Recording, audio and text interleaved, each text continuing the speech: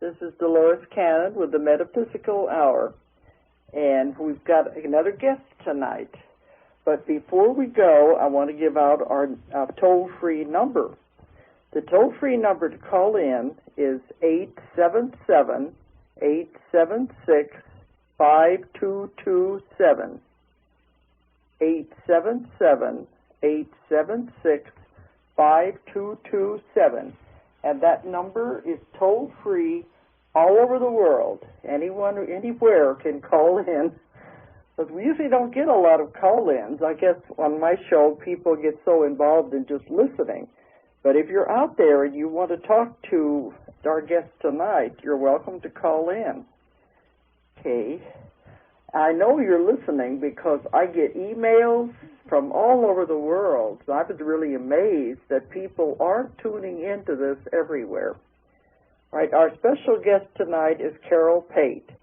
Now, she's been on the show before, and if anyone wants to download the other show that we did, it's in the archives, and the archives are free to download. That's one thing good about this BBS radio. They don't charge for downloading any of the shows in the archives. Now, Carol Pate has her association, which is called the Carol Pate Psychic Center in Little Rock. But we are old friends. We go back to many, many years.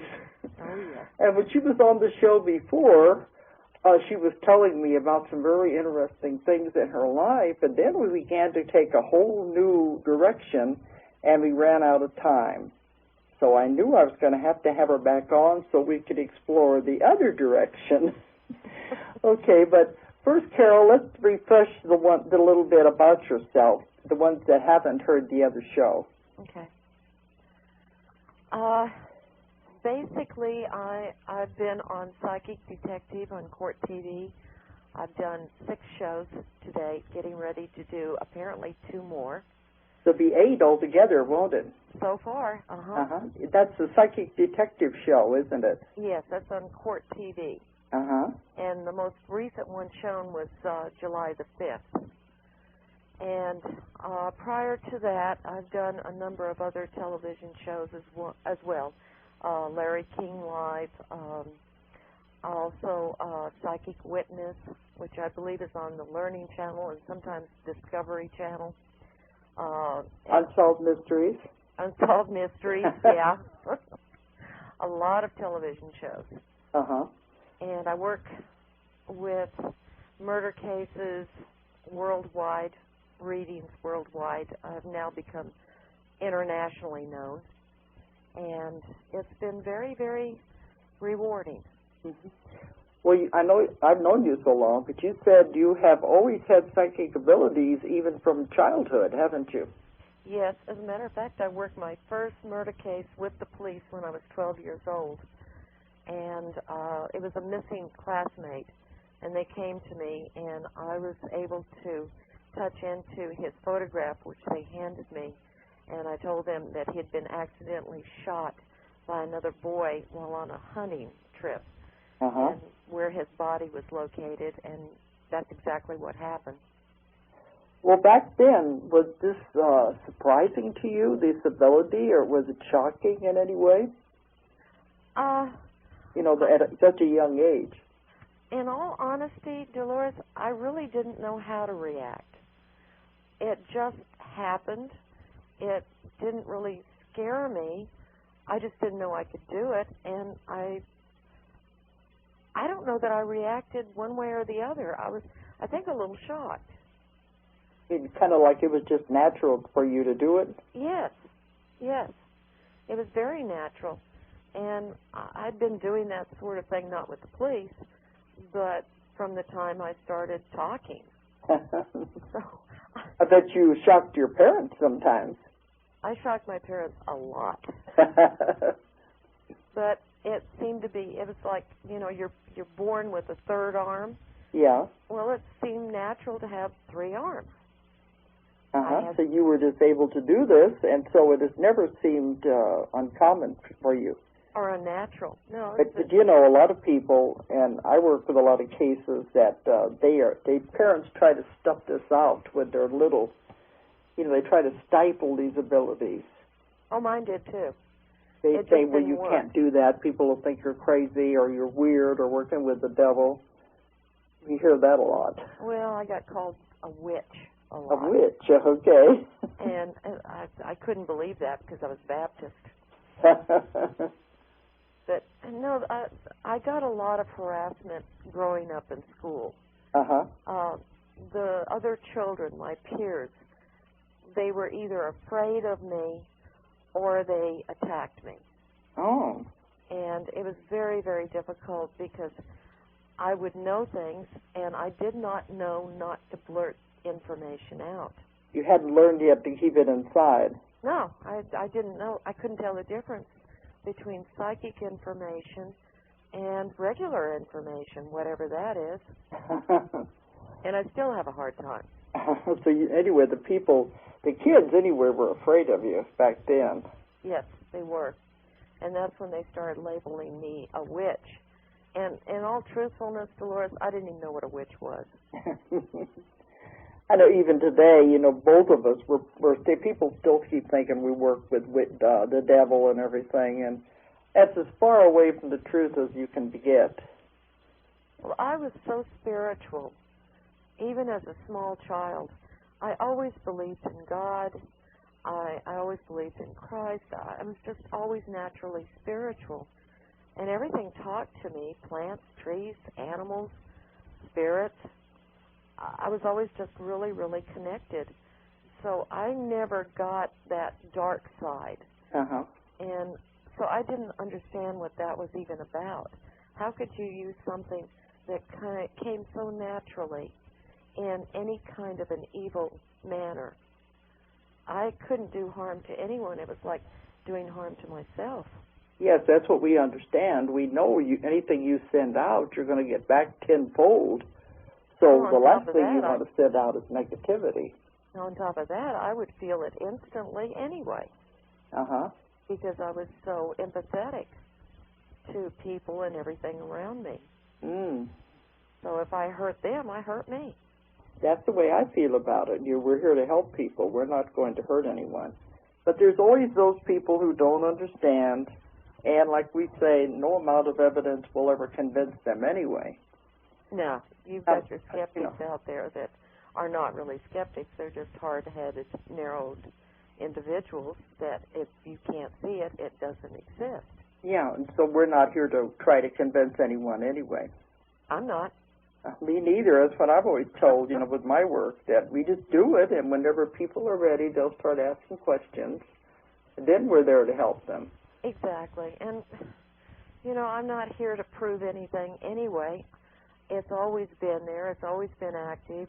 I've just simply gotten to a place where I can sort of work with it and use it to help others without it running me 24/7.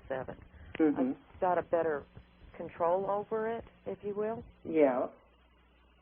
So I'd be doing it no matter what. You couldn't get out of it no matter what. Anyway. No, never could. Tried. Okay, well, I remember the last time we talked, you were saying that you worked at, 300 or 400 murder cases that you've been involved with? Oh, yes. You do about 1 or 2 a day? Yes. Matter of fact, I did one today. I did one yesterday. It was just a daily thing. Although I will say, Dolores, it is very, very wearing. I was going to say, wouldn't it be hard on you? It is. Because didn't you tell me that you go through the same emotions? Oh, I feel what the victim feels. Uh-huh. I see what the victim sees. And on top of that, if I touch into the energy of the murderer, I become one with the murderer. That's not a very good place to be. I'd almost rather be the victim. Did you pick up on his motives? His, hers, yes, absolutely. What they're thinking, why they're doing it, and how they feel about it. And well, this is the reason the police have involved you so much. And on the court TV, they've been going into some of your better-known cases. Is that what it is? These are the solved cases. The solved ones. That's the ones that have the perpetrator's been put in prison. Mm-hmm. And it's been absolutely proven out. But some of the other ones that you work on every day, you're just supplying information. Yes. And you don't know for sure if they'll be caught or not. Is that what you mean?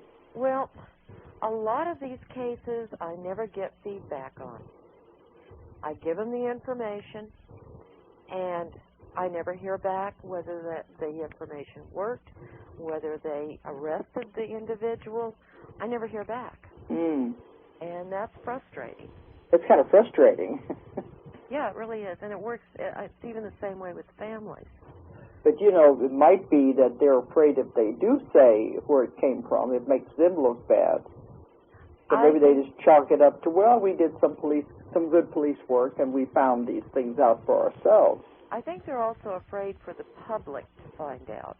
Yeah, to keep from admitting they're working with a psychic. Well, you know? But, you know, nowadays, the way we have it on TV and there's so much out there about it, I don't think they'd be as afraid to do that as they used to be. No, they're more open about it. And they're not, wouldn't be afraid of the, you know, what people were going to think. Well, I've had police departments that I've worked with get flack from the public for working with me, saying that they were wasting taxpayers' money. Yeah. That sort of thing. But well, you're breaking up a little bit. I think there's a stigma that's attached. What? There's a stigma that has been attached to the word psychic. Okay, I was saying you're breaking up. It's hard for me to hear you, like it's static in there. Oh, I'm sorry. Okay. Let's say that over again, what you just said. I think there's a stigma to the word psychic, and the police are a little reluctant because of the way the public reacts to the name psychic or to the word. Mm-hmm. Okay, let's just hope that the little gremlins are not playing with our telephones. We don't need that tonight anyway. I don't hear any static on my end. Are you hearing static? No, It's like it's breaking up on this end. But we'll just try to keep going and see what happens anyway. Okay. Okay, but do you want to tell us about you said you just filmed for the 6th one? Yes. For the court TV. I had to go to Denton, Texas, where I worked a murder case that was totally unresolved. It was a missing person. Actually, it was a kidnapping. Yeah. And they did not know what happened to the young woman that had been kidnapped. And so the police called me in, and they flew me down there, and I worked with them for approximately a week. And the first thing that they did was they handed me, I don't know how many photographs, 16, 17 photographs of individuals. Yeah. And I told them who the individuals, who they were, and their relationship with each other, and those that were not included at all, that they had slipped in. Yeah, just the bogus ones, you know, Yeah. just to and then I picked out yeah. the murderer and his girlfriend. Hmm. So then they took me to a parking lot where this girl apparently had disappeared, but they didn't tell me that it was the parking lot that she had disappeared from. Yeah. And when we got on the parking lot, I walked around a little bit, and then I got back in the car, and as we began to drive off the parking lot, I got shot in the left shoulder, and I screamed because it was real. You mean you felt that? Oh, yeah. And I kind of dropped down into the seat, which scared the detective halfway to death. And then I told him, all right, you need to turn right, because the girl seemed to come into me and began telling him which way to drive. Uh-huh. And took him straight to the location where she had been placed on the ground and left to die. They just took her out there and left her there then? In hopes that she would bleed out. Yeah. And she had bled a lot in the truck. And then I saw where he had come back. He'd gotten his truck stuck in the mud, and he went to find out if she was dead, and she was still alive. Uh-huh. So he crushed her throat with his foot.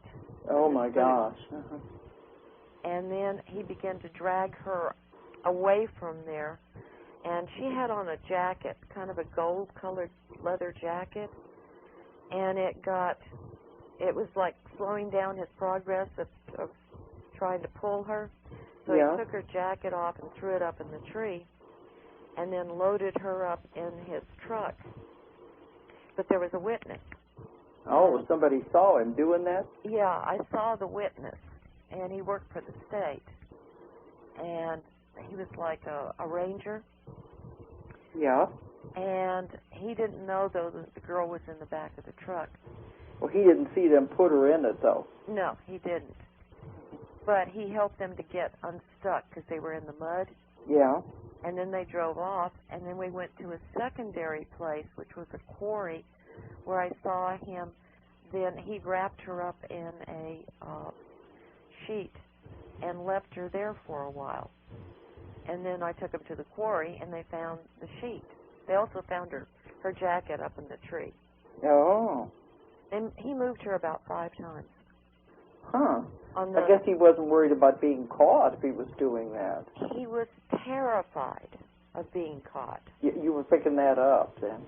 He had it in his head that if they couldn't find her body, they couldn't prosecute him.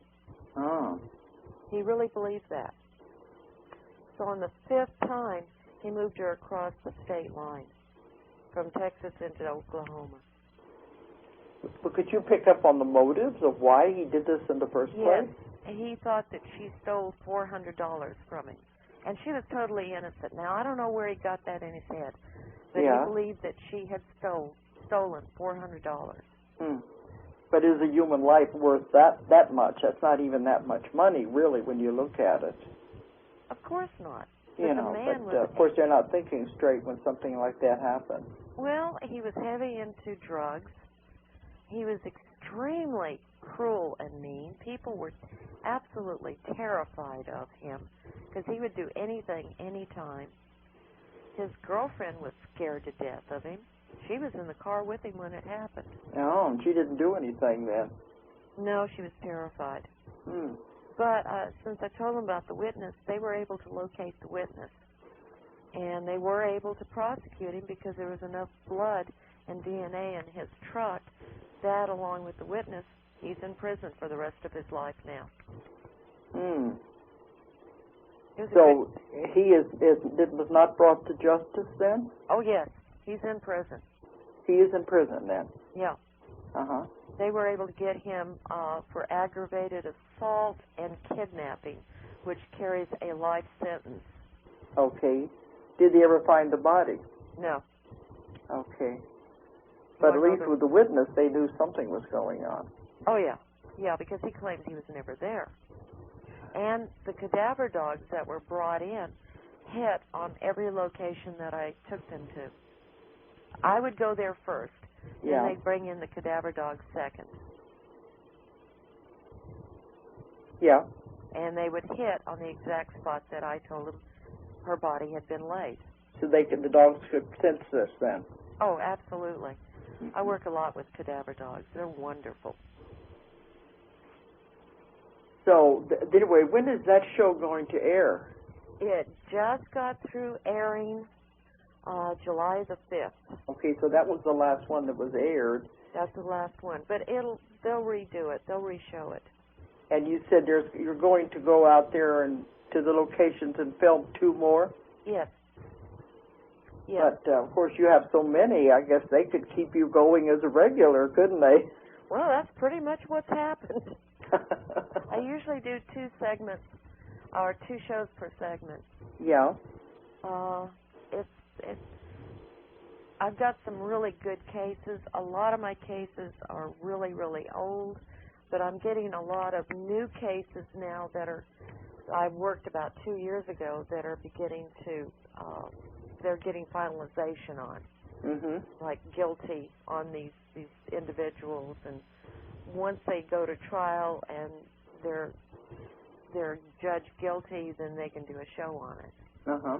It has to be verified that way. It has to be verified. And every detail has to be verified. Yeah, because they're going out on a limb otherwise. Well, the good thing on all of my cases is we try to tape record everything from start to finish. Yeah. And then they transcribe and take notes on everything. Uh-huh. Because otherwise you lose all that detail and that information.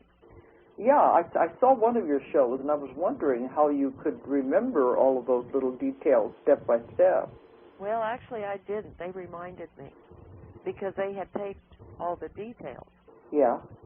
So they knew it better than I did because I worked so many cases. Oh, yeah, it's like with me. I can't remember one client even a few days after they leave. Exactly. But we can't keep all that information in our heads. There's just too much. You would lose your mind with it. Oh, yeah. So I work with people, too, as a therapist. And then after they leave, you've got to go back to your normal life. And I think it'd be harder with you because you're feeling all these emotions. You've got to be able to shut it off. Well, that's what home is all about. Yeah, you have to. You've always got to have a home life somewhere. Yeah, home and television. That's what I say. When I come back here to my whole house in the hills, I said it's where I recharge my battery. Yeah, you have to. You can't be around all of that all the time. It's just impossible. It's very hard. Well, you said the average person contact you if there's a murder case they want you to work on? Sure. It's not just police, is it? No, other people can contact you? It's been families that have contacted me as well as police. But I'm going to tell you, Dolores, I'm changing my policy. I am so burned out with the murder cases, and I never thought I'd ever do this, but I absolutely have to. All the time, for years, I always worked for free with the police. Yeah. Always. And I've had so much negative flack and just problems dealing, not with all the police, but a fair amount. And I give out all that information, and then I never get any feedback. No one ever says anything to me, and I just get so burned out. I'm now charging. Yeah, well, I can see why. But that's the thing. People, they don't realize any kind of a healer or anybody working in the metaphysical field, you do get burned out after a while. Especially if you do so many cases one after the other. Oh, yeah. So you're changing it now. I am changing it. And the reason I'm changing it is I'm kind of hoping that it'll, tone down a little bit. Well, they always say if you charge, then the curiosity seekers, maybe it'll weed them out. Exactly.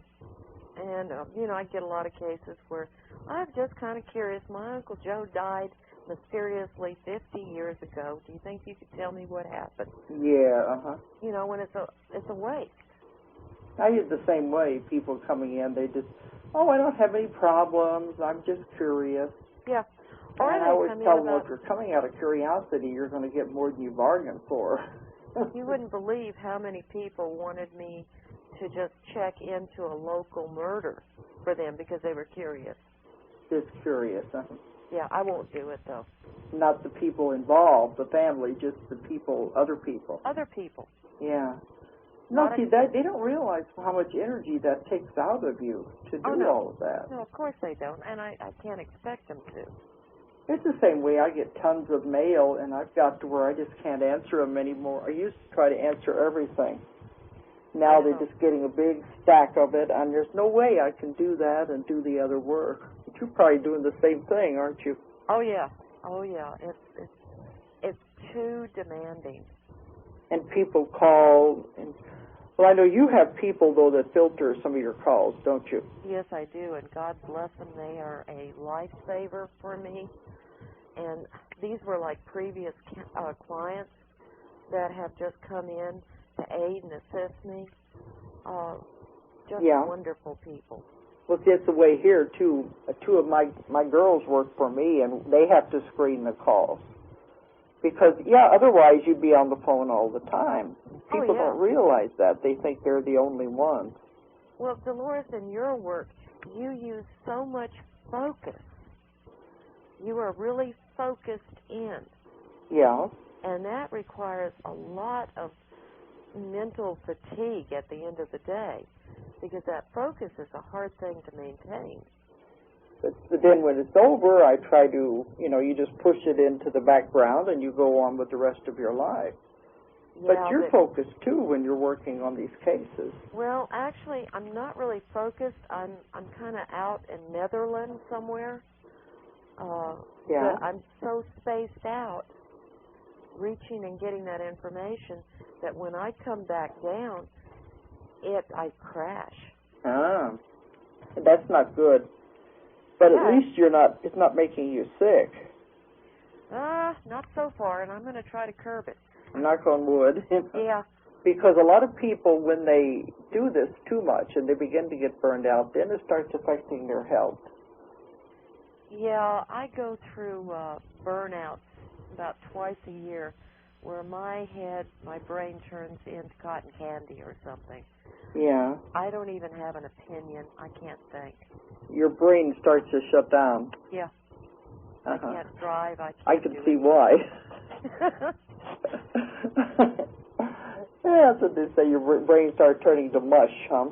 Oh, yeah. And I just stay home. Okay. Watch TV. But yet you don't stop, because you also, that's why I want to get into the part that we didn't get to finish last time. You also travel all over the world and work on all kinds of mysteries, too. Oh, I do. Do you find that like a relief or release after working on murder cases so much? Oh, I love it. It's a different way of going, isn't it? Yeah. If I could do it as a full-time hobby, I would. But it's not like it's not as intense as the other. No, it's not that negative. Yeah. I travel back in history, and I can re-experience and see things as they were at the time that I go into. Yeah. And it's really... You tune into history, you mean? Yeah, uh-huh. But that, too, you're not doing this every day as intensely as you are with the murder things. No. That this is almost like a release, like a vacation, I guess, even though you are working. It is. It is very pleasant.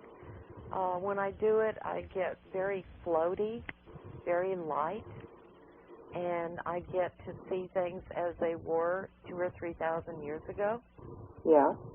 And I'm in that time frame, and I understand a great deal about the archaeological sites that I've visited. Yeah. So a lot of information flows, and once in a while I might get a shaman, an Incan shaman, or something of that nature will come through me. Okay, you're breaking up again. I hope the phone's going to behave itself. Oh, is it really?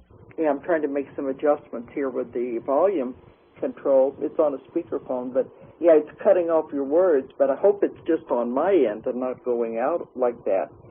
But would you want to talk about, I know you had an amazing case in Japan, didn't you? Yes. Where you said you found the Shogun's, you went there to find the Shogun's treasure? Yes. Do you want to talk about that? There was talking... Boy, now I'm losing you. Are you? Yeah. What? Uh-oh. Can you get me? up closer to the phone? I'm right on top of it. You're right on top of it, okay. I got a landline. That's our little gremlins are in there again. Do you want to talk about that one or not? Yeah, that's fine. But I'm thinking if you don't, if anything I ask you, if you don't want to talk about, that's fine. I'm an open book. Not a okay. All right, but I know you told me you were called in to find this in Japan, weren't you? Yes, they Tokyo Broadcasting Systems chose a male psychic and a female psychic. They went nationwide searching. Yeah. And I got chosen, and another male psychic by the name of Jim Watson was chosen. Yeah. And they wouldn't tell us what it was about. Would they just go on your background when they were picking? No, I got flown into New York where they tested me. Oh, okay. And apparently I passed all their tests. Mm-hmm. And so then we weren't told what the filming was about. And then they flew us to Japan, and first thing they did was take us to a cemetery. Yeah. And they said, okay, find the man that is buried in this cemetery that had something to do with the burying of a treasure. Period. That was it. Yeah, and you had a whole cemetery to pick from. Yeah, I got the whole cemetery. So I'm going, how in the world am I going to do this? Did they do you separately or together? They did us together. Okay. So Jim and I are walking down, and all of a sudden I see a monk, and he's standing over a tombstone, one of the grave sites. Yeah. And he looks at me, and he looks at the grave site. So I called the film crew over, and I said, this is the man that was involved with the burying of the treasure. Now, mind you, I don't know what the treasure is. Yeah. They don't tell me. Mm-hmm. Yeah. Well, it turns out he is. He was. It was the right place. It was the right grave. Yeah. So they got all excited over that. So they took me to a different cemetery, and they said, now go do the same thing. But did the man with you, did he find anything? No. He didn't get any impressions? No. Okay. And I probably wouldn't have either, except for the monk that appeared and showed me the grave. And you said sometimes you do have that happen, don't you, with an entity will appear? Yes. Okay. Well, then they took you to another cemetery? Yes. And we did the same thing. And again, the monk appeared and showed me the tombstone, or the grave. Yeah. And it went from there. Anything that I did, it was like everything I touched turned to gold. I could do no wrong. Okay? So finally, they took us, the night before, they were going to take us to the property where they suspected that maybe the buried treasure was. And I told them, I said, this treasure has a blood curse on it. Oh. And that this treasure is very dangerous. Well, the night before I went to the property, this symbol appeared on my arm, which represents Holy of Holies for the Japanese. Yeah. And it raised up. And the next day we went to the property, and Jim Watson got attacked, psychically attacked. Oh. On the property. Well, did they know there was some kind of a curse, or before they called you in? They most definitely did. So they knew this beforehand? Yes, they did. Oh. So he was psychically attacked? Yes. And I was told the night before what to do when I got to the property. I was to go to a temple on the property itself that was dedicated to the white fox, and that I was to do prayers at the white fox. Before you went out to the place where the treasure was supposed to be? Correct. Yeah. So Jim was with me, and he was violently shaking, and he was in a great deal of pain. So I did what I needed to do at the temple, and then I did lifting of curses, spells, conjurations, etc., off of Jim. Yeah. And he cleared. And they took photographs as I did this. Yeah. And you could see this black energy starting at the bottom, and each picture, the black energy moves upwards until it completely clears off the top of the picture. Oh. Well, what did he think later about any of that? Scared him to death. Oh. Absolutely scared him to death. And after that, I was supposed to take 2 little statuettes of the white foxes that were strewn around as offerings, which I still have. And then I started getting information about the treasure. And that. But you think you weren't attacked because you went to the temple first? That's right. You did what they told you to do? That's right. So that way they would leave you alone then? Yes. Okay. Interestingly enough, after that attack, they then told me that this was the Shogun treasure. It was $2.5 billion worth of gold. Wow. And that 40 psychics that have tried to come onto the same property and find the treasure either died or were crippled or have lost all of their gifts. And I was like, well, thanks, guys. I appreciate the knowledge. Yeah, tell me after the fact, you know. Exactly.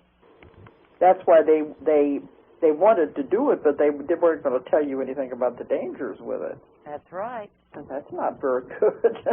Well, I think they call it television. Yeah, but they weren't caring much about the people involved. No, it's called television. But you said it was gold. Was it gold jewelry or coins or what? No, these were huge gold coins. They were about 12 inches long. So what did they do? Dig it up and show it to you then, or what? No, we had to find the location of where they buried it. Okay, so it sounds like you did see it, but you had to find the location first. Well, I found the location, but I got a severe warning.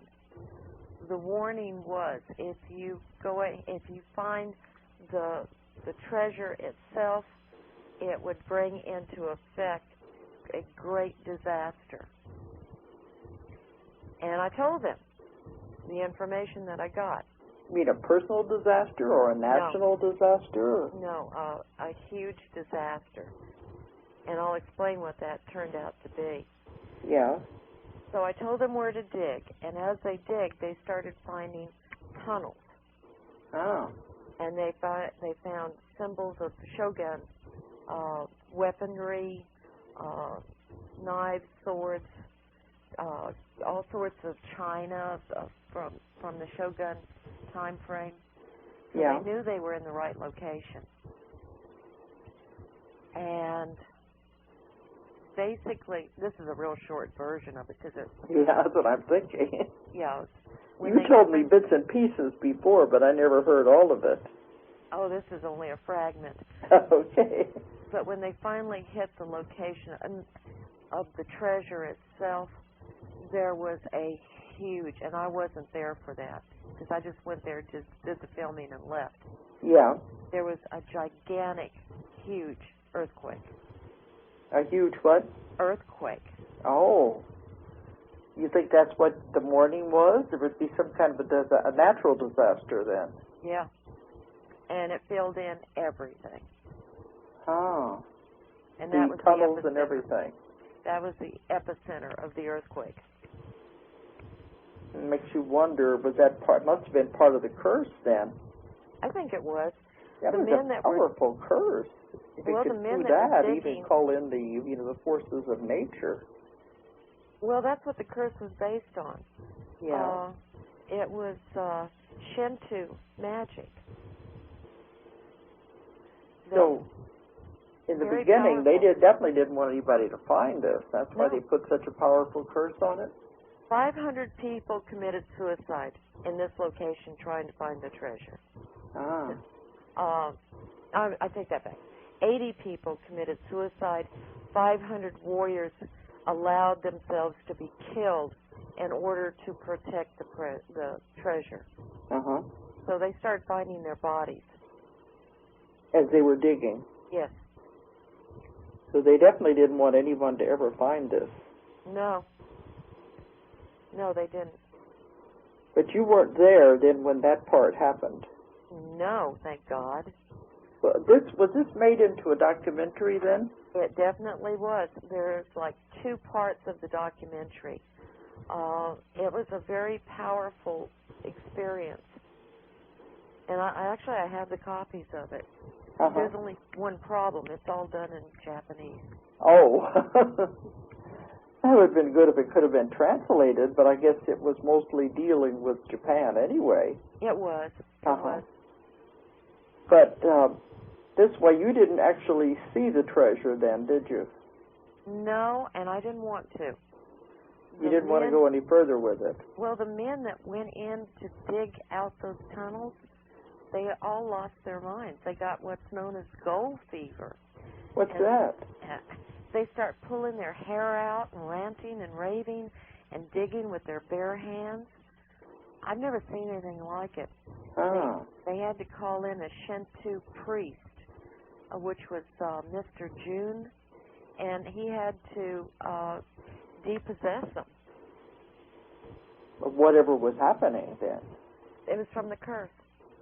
So do you know if they ever did find the treasure? You know, I don't know.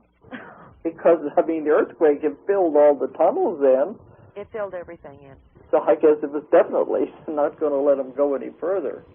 I don't think so. I warned them. I said, you can dig in the tunnels, but when you hit that treasure, it's going to become extremely dangerous. And it was when they started to hit into that treasure that the earthquake happened. Into the room where it was then? Yes, chamber. You know, we always think that maybe curses aren't real. Yeah. They always talk about the ones in Egypt and everything, but that sure sounds like that was a powerful one. It was real. I never believed in curses in my entire experience in my life. Believe me, after this one, I believed in it. Well, you know, they had a lot of powers back then that we don't understand. Well, the Shinto call into effect all of nature, and they don't really bind them. They seduce them into helping them. The spirits of nature, you mean? Yeah, and they turn them into gods. That's the seduction. Yeah. And so they pervert these natural forces into helping and assisting them. I know that sounds really strange, but... Well, you know, with my work, I believe anything's possible now. Because my books, The Convoluted Universe, are going into stranger and stranger ideas. So I think it is possible, but it is also dangerous for the person doing it, because to try to control nature, you know, that it can come back on them. It goes against God. Yeah, that's what it says in one of my books. You're going against the laws of nature. You can't do that. Not without consequences. But still, it placed a powerful enough thing around it, I guess. Oh, yeah.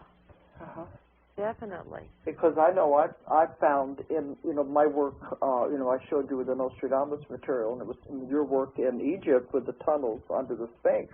Yeah. And in the books, the Nostradamus books, that talked about a huge force field that had been put around those areas to protect them.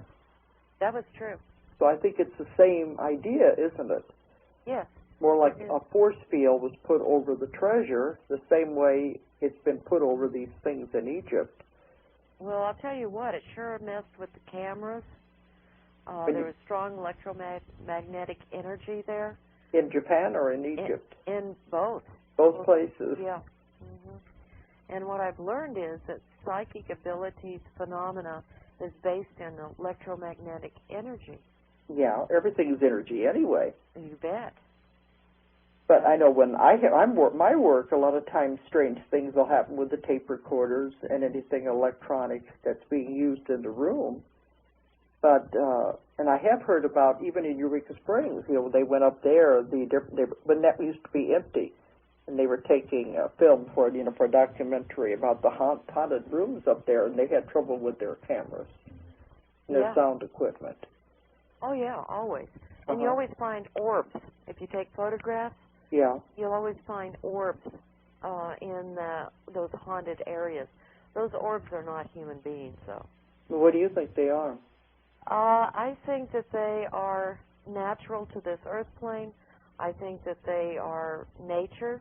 Yeah. And I think they live off of negative energy. Because energy is energy anyway. You bet.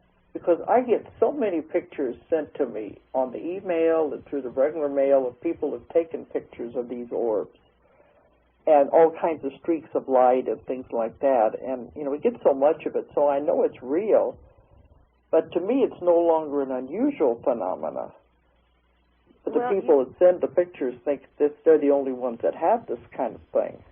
Yeah, and it's really quite common. It is. Especially with our technology now being so high.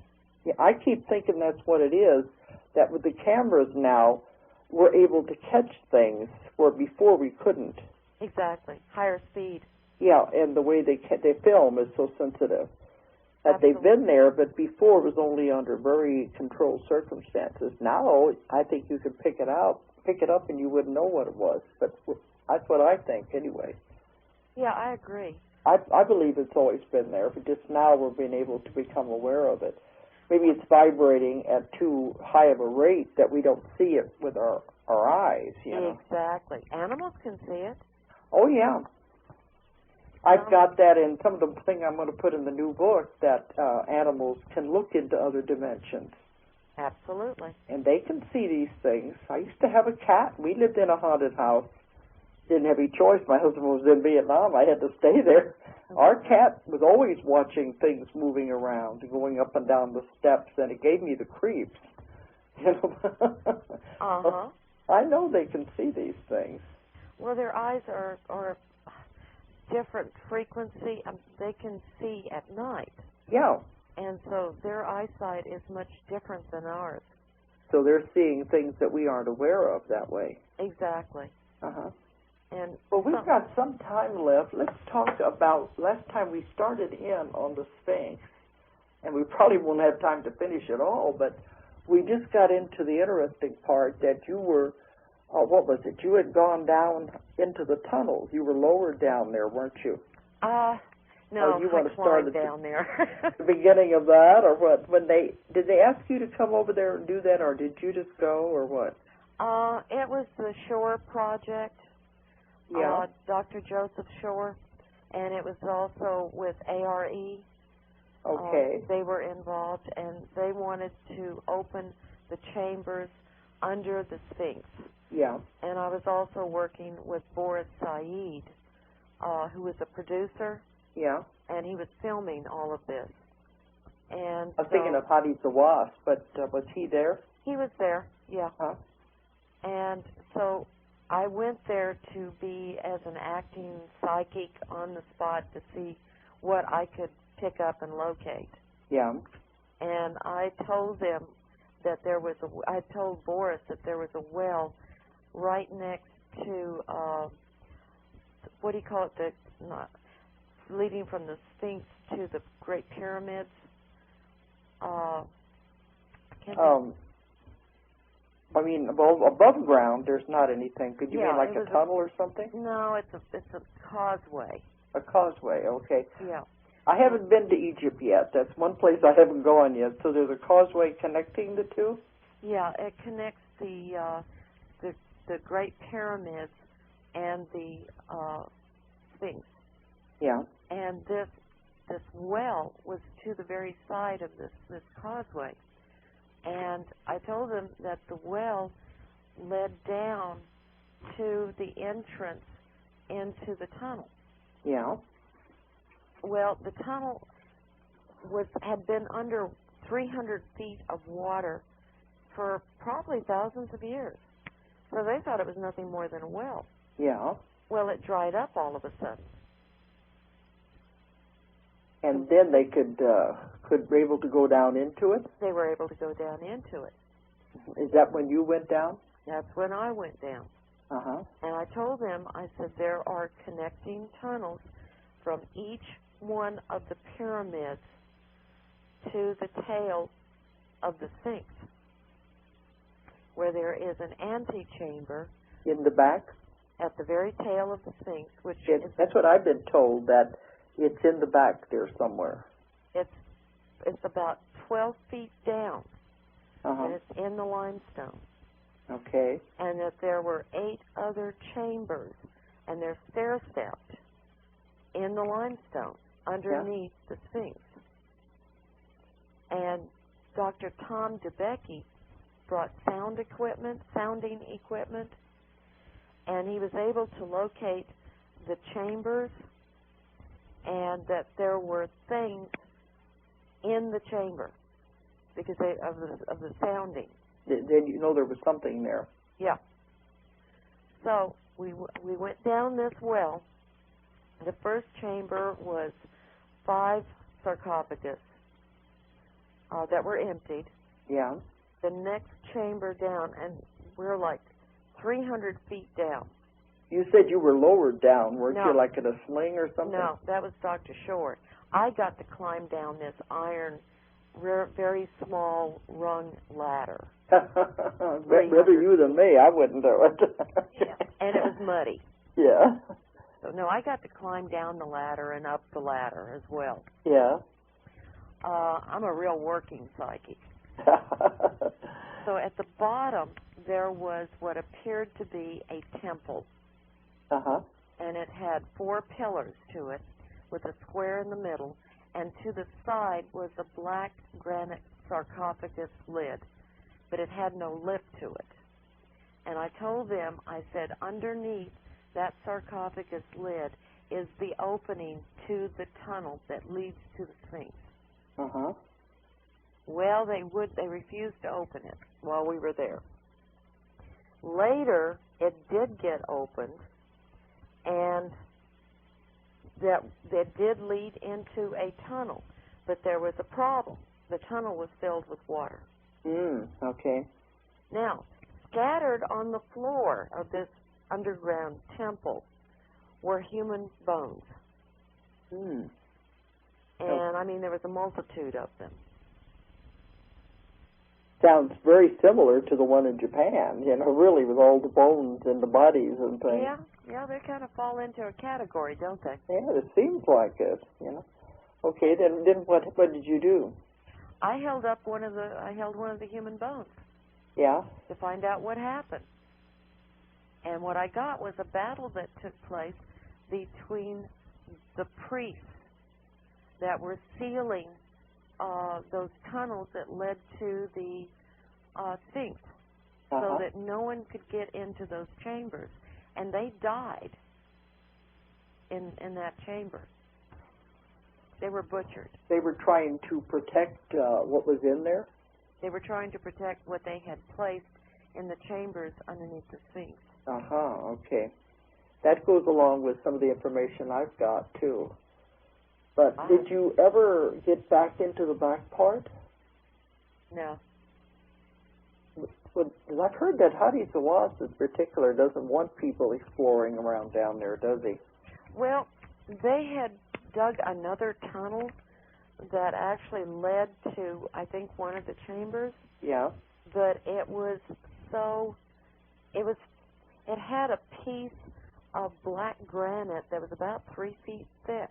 Yeah. And they couldn't cut through it. Like a doorway or what? Like a wall. A what? A wall? A wall. A wall. Yeah. And then you've got to say, okay, here this whole plateau is nothing but solid limestone. How could they have gotten walls of black granite to be the chambers? Yeah. Underneath the Sphinx. Well, the information I have is that they were put in before the Sphinx was built. Really? Yeah, is that what, you got anything about that? No, I didn't know one way or the other, but I find that interesting. Yeah. I mean, that actually makes sense to me. So they said in one of my regressions, the cat, the Sphinx, is like a cat sitting on a mouse. Yeah. Sitting on his treasure. Makes and sense. The cat sits on top of the treasure, the hidden records. Well, that was the impression I had. Well, I think it would make more sense. It'd be easier, wouldn't it, to build the chambers first and the walls, and then to construct the other one over it. I don't know. It's just mind-boggling to me. Yeah. I'm going to bring up something else that no one's really said anything about. Okay, now, we're watching the clock now, so don't be upset if I may interrupt you, but go ahead. We'll talk as long as we can. In Cheops, the Great Pyramid, yeah, there are stairs that lead to the king's chamber. Yeah. They're made out of stone. Yeah. They're worn away. They're worn away. Yeah, they're practically worn away. Is that from the tourists, do you think? No. Because I know they get a lot of tourists going up and down them, They have a wooden ramp that covers that. Oh, okay. I think I've seen the pictures of that. That way they don't walk on the steps? That's correct. Well, what do you think? Do you think it was more in the way back in those olden times, or what? I believe that the Great Pyramid was used for initiation. Yeah. That makes sense. Because, you know, in a lot of the regressions, that's what they do. They are left in there, and they put in like they were supposed to be buried alive. There was a lot of initiations they had to go through. Yes. To be priests and priestesses. That's what I got. So it's very possible. Absolutely. Do you ever get anything? I just got a few more minutes here. He's going to pull the plug if I go too long. Okay. Do you ever get anything about which was built first, the pyramids or the Sphinx? The Sphinx. That's what I've got. They said the Sphinx was there before the pyramids. Absolutely. And there was a temple there that was destroyed. Yes. And that is about in the same vicinity where the Sphinx was built. I mean, the pyramids were built. Actually, the temple, there was a few, but one major one was in front, directly in front of the Sphinx. Okay, that goes along with my information in the convoluted 2, I believe. I have a whole thing about that in there. So it's amazing how we both work in different ways, and yet we're coming up with the same information. Well, I have a belief. Truth is truth. Yeah. That's when people say, well, your work is so much like somebody else's. Well, to me, that adds validity. That's right. We're finding, we're not copying each other, we're finding the same information through many different ways. Confirmation. Yeah. Okay, we're going to have to stop again. Okay. Every time we get on here, we got so much to talk about. Well, it's been All right. a joy. You give out your information, how people can contact you. It's area 501-888-8056, and it's from Monday through Friday. Okay, repeat the number again. Area code 501-888-8056. Okay, and you also have a website. Yes, I do. CarolPatePsychicCenter.com. Okay, but you're kind of not wanting to do as many murder cases as you have been. I'd like to slow down a little bit on that one. Okay, and tell them no curiosity seekers, please. Please. Okay. All right, and if you want to find information on mine, it's Ozark Mountain. It's OZARKMT.com, the abbreviation for mountain. And my 800 number is 1-800-935-0045. 1-800-935-0045. And I want to thank you again, Carol, for being on. It's always a delight, and there's so much information every time you come on. Well, thank you for asking me. I always enjoy it. Okay, now you want me to go to Peru with you again, and so I don't know. We may be doing things. Who knows? Hey, why not? You're braver than I am. All right, but thank you very much. Okay, you have a great evening, and I wish the listeners a great evening, too. Okay, and I hope they got a lot of good information. Me too. Okay, thank you. Bye. Bye-bye. If you enjoyed the show, check out more of our other videos, and be sure to subscribe and click the like button. Thank you for listening to the Metaphysical Hour with Dolores Cannon.